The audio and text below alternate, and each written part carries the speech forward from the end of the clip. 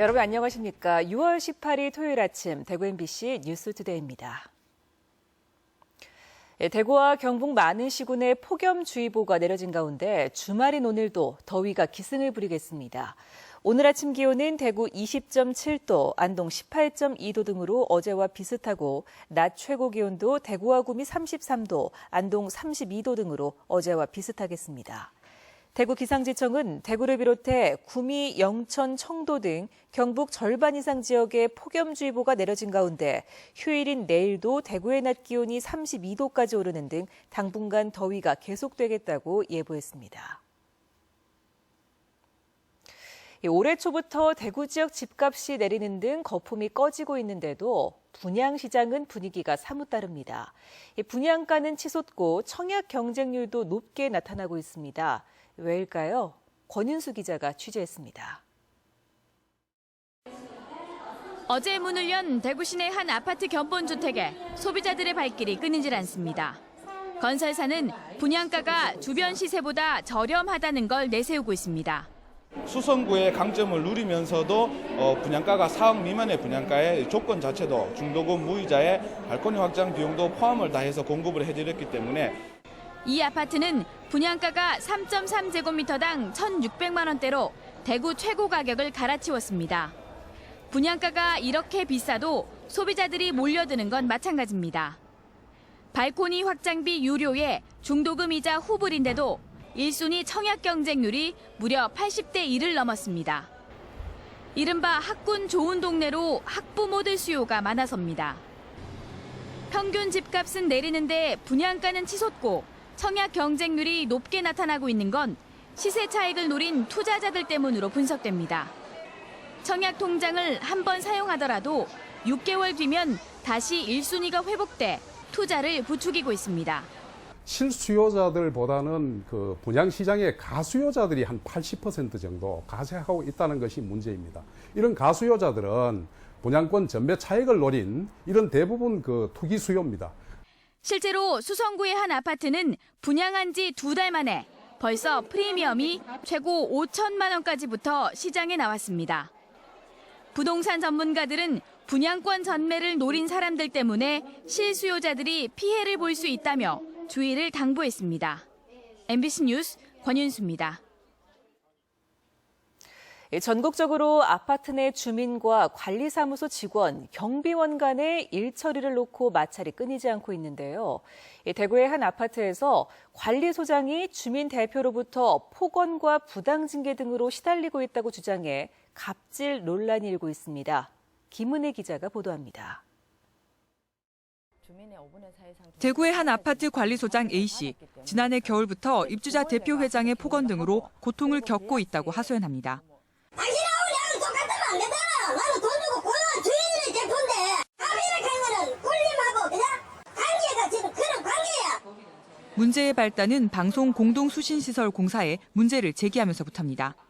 입주자 대표회가 한 업체와 계약을 맺었는데 관리소장이 특혜 등 계약 내용에 문제가 있어 주민들의 동의를 받아야 한다며 중지시켰기 때문입니다. 주민이 알고 들고 오려면 그거 다 관리 책임은 저한테 있는 거잖아요. 그래서 제가 이렇게 한 겁니다. 이 일이 있은 후 관리소장은 퇴근 뒤에도 다시 출근하거나 길고양이 배설물 청소까지 하는 등 지속적으로 부당한 대우를 받았다고 합니다. 여기에다 정직 3개월, 감봉 6개월의 징계까지 받았습니다. 관리소장은 노동위원회가 부당징계로 판정했는데도 입주자 대표 회장이 합의를 강요하고 있다고 주장합니다. 이어서 할 능력 자격 있어요. 주민들 비판하는 건 하나지 그게. 입주자 대표 회장은 관리소장이 문제가 없는 사항에 제동을 걸며 관리 주체의 임무를 하지 않고 있어 문제라는 입장입니다. 정당한 기준을 받아야 되는데 처음부터 끝까지 일관성 있게 전부 거부합니다. 우리나라 인구 절반 이상이 살고 있는 아파트에서 주민과 관리 직원 사이에 갑질 논란이 계속 불거지고 있습니다. MBC 뉴스 김은혜입니다.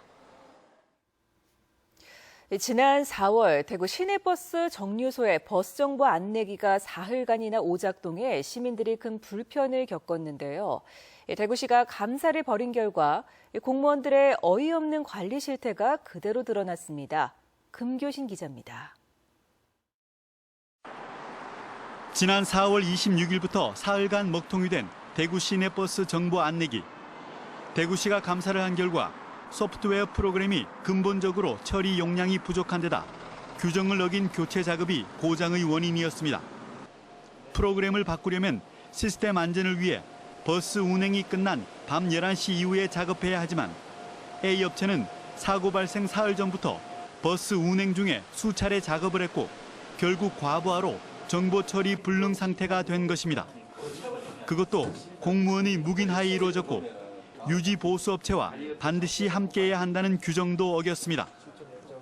관련 시설과 공사를 관리 감독해야 할 담당 간부는 지난 6달 가운데 5달은 현장에 나가보지도 않았습니다.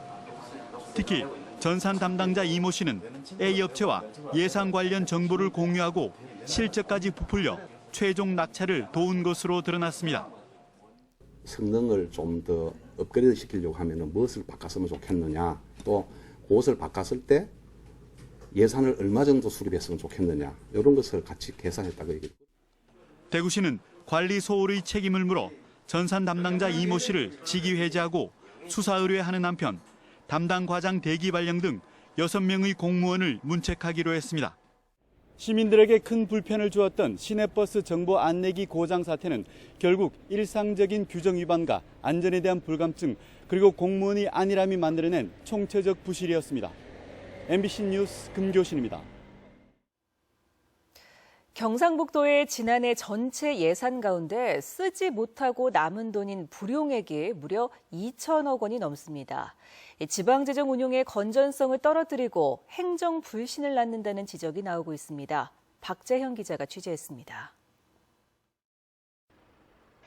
지난해 경상북도의 전체 예산 가운데 집행 잔액인 불용액은 2,690여 원에 달합니다.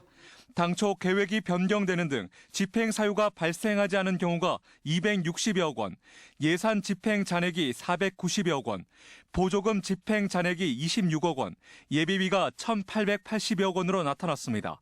특히 친환경 학교급식 관리 시스템 구축을 위한 전산개발비 10억 원, 유교 책판 세계기록 유산 등재를 위한 국제심포지엄 1억 원 등 예산 전액이 불용 처리된 경우도 적지 않습니다. 그렇죠. 이제 그 정리가 안 되면 이런 상황이 생길 수가 있고 불가피한 경우다 볼 수가 있죠. 예산 편성 이후 사업비를 제대로 지출하지 않고 사장하면 다른 긴급한 사업 추진이 불가능해지는 등 예산 운용의 효율성이 떨어지고 행정 불신을 초래할 수도 있습니다.